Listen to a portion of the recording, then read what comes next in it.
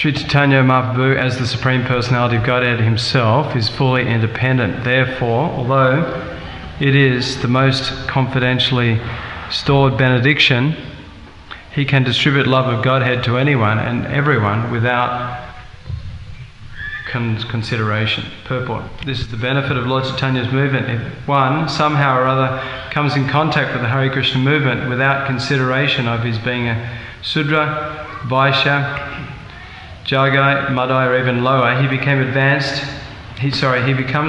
in spiritual consciousness and immediately develops love of Godhead. We now have actual experience that throughout the entire world this movement is making many such persons lovers of God, simply by the chanting of the Hare Krishna Mahamantra. Actually, Sri Caitanya Mahaprabhu has appeared as the spiritual master of the entire world. He does not discriminate between offenders and the innocent. Krishna Prema Pradayate. He liberally gives love of Godhead to anyone and everyone. This can be actually experienced as stated in the next verse. Translation: whether he is offensive or inoffensive, anyone who even now chants Sri Krishna Caitanya Prabhu Nityananda is immediately overwhelmed with ecstasy and tears fill his eyes. Purport: the Prakrita Sahajas who chant Nitai Gaur Radhe Shyam have very little knowledge of the Bhagavat conclusion, and they hardly follow the Vaishnava rules and regulations. And yet because they chant Bhaja Nitai Gaur, their chanting immediately invokes tears and other signs of ecstasy. Although they do not know the principles of Vaishnava philosophy and are not very advanced in education, by these symptoms they attract many men to become their followers. Their ecstatic tears will of course help them in the long run, for as soon as they come in contact with the pure devotee, their lives will become successful. Even in the beginning, however, because they are chanting the holy names of Nitai Gaur, their swift advancement on the path of love of Godhead is very prominently visible. So 23 is on the board, right? Yep. Nityananda Balate Haya Krishna Premodaya. Nityananda Balate Haya Krishna Premodaya. Olaya Shakala Anga Ashru Gangavaya. Olaya Shakala Anga Ashru Gangavaya. Nityananda Balate. While talking of Nityananda Prabhu. Haya, it so becomes. Krishna Prema Udaya, awakening of love of Krishna. Olaya, agitated. Sakala, all. Anga, limbs of the body. Asru Ganga, tears like the Ganges water. Vaya, flow down. Translation: simply by talking of Nityananda Prabhu, one awakens his love for Krishna.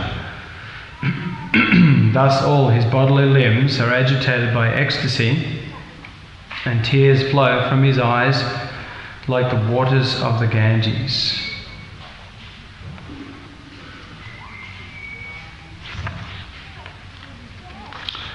So read 24. Krishna nama kare aparadhera vichara, Krishna balile aparadhira nahaya vikara. There are offences to be considered while chanting the Hare Krishna mantra. Therefore, simply by chanting Hare Krishna, one does not become ecstatic.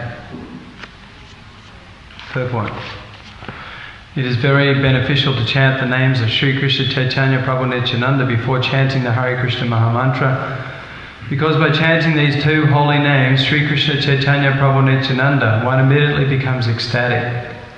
And if he then chants the Hare Krishna Mahamantra, he becomes free of offences. There are 10 offences to avoid in chanting the Hare Krishna Mahamantra. The first offence is to blaspheme great personalities who are engaged in distributing the holy name of the Lord.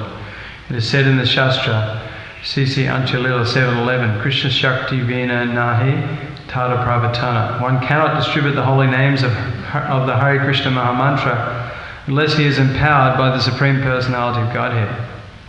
Therefore, one should not criticize or blaspheme a devotee who is thus engaged. Sri Padma Purana states, Satam ninda namna paramam aparadam vitanute ita kyatim yatam katam usahate tadvigaham.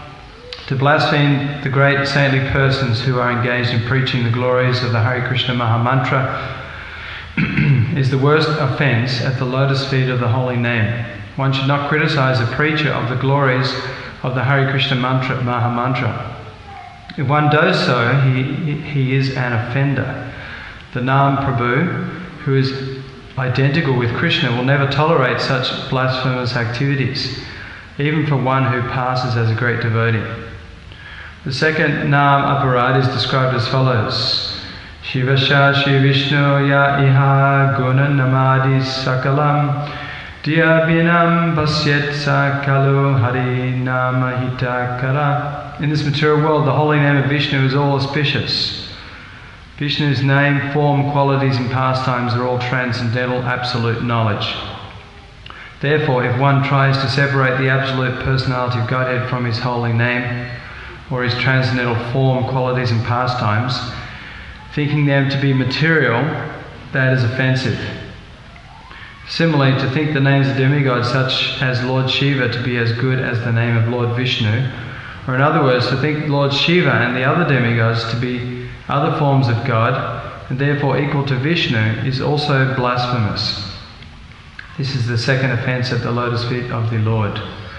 The third offence at the lotus feet of the holy name, which is called Guru Avagya, is to consider the spiritual master to be material and therefore envy his exalted position. The fourth offence, Shruti Shastra Nindanam, is to blaspheme Vedic literature such as the four Vedas and the Puranas. The fifth offence, Tatata Vada, is to consider the glories of the holy name to be exaggerations. Similarly, the sixth offence, Harinamni Kalpanam, is to consider the holy name of the Lord to be imaginary. The seventh offence is described as follows. Namno baladhyasyahi papa buddhir navijate tasya yamaihi sudhir. To think that since the Hare Krishna mantra can counteract all sinful reactions, one may therefore go on with the sinful activities and at the same time chant the Hare Krishna mantra. To neutralize them is the greatest offence at the lotus feet of Harinam. The eighth offence is stated thus: Dhamma vrata tyaga hutadi sava shubha kriya samyam api pramada.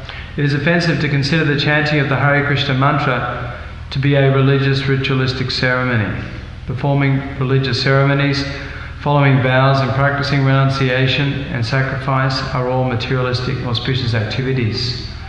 The chanting of the Hare Krishna Mahamantra must be compared to such materialistic religiosity. The chanting of the Hare Krishna Mahamantra must not be compared to such materialistic religiosity. This is an offence at the lotus feet of the Lord. The ninth offence is described as follows. Asradad hane vimukhe yasrinvati yaschopadesha shiva nama parada. It is an offence to preach the glories of the holy name among persons who have no intelligence or no faith in the subject matter. Such people should be given the chance to hear the chanting of the Hare Krishna mantra. But in the beginning they should not be instructed about the glories of the spiritual significance of the holy name. By constant chanting of the holy name, their hearts will be purified, and then they will be able to understand the transcendental position of the holy name. The 10th offence is as follows.